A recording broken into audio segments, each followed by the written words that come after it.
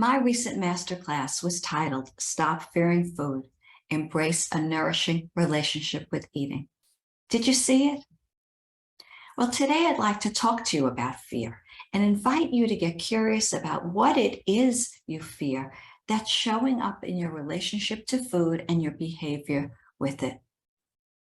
Have you ever felt overwhelmed by fear, so much so that it prevented you from doing something you wanted to do? Believe it or not, this is a common problem faced by many people every single day.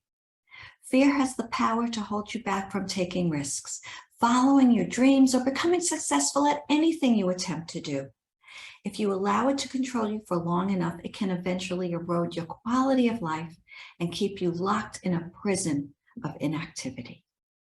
What many people fail to realize is that fear is nothing more than a conditioned response. It's a natural reaction to a frightening or unfamiliar situation. While it's usually automatic, there are things you can do to overcome it. Here are 3. Number 1, check your expectations. One major contributor of fear is the prevalence of negative expectations. Do you usually find yourself expecting the worst in every situation? Do you worry obsessively about what could go wrong rather than focusing on your strengths, your capabilities?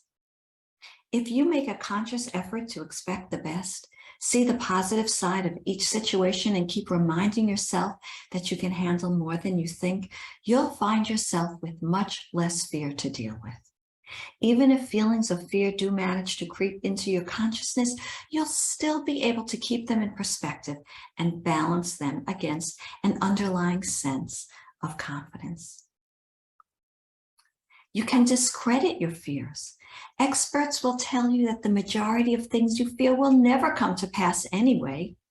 And while this may be true, it sure doesn't feel that way when fear has that chokehold on you.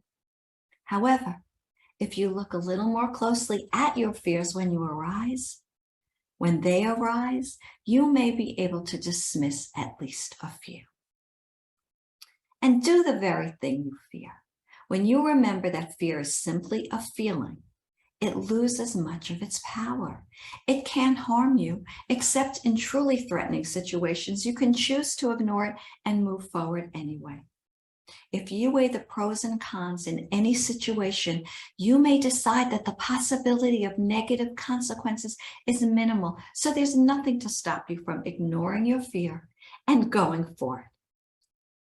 So examine your story and the messages you received that may be feeding your fears, feeding your anxiety, and deconstruct them.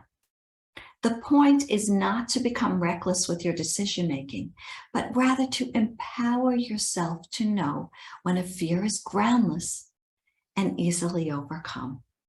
I'm Mindy Gorman-Pletzer, and that's the Freedom Promise.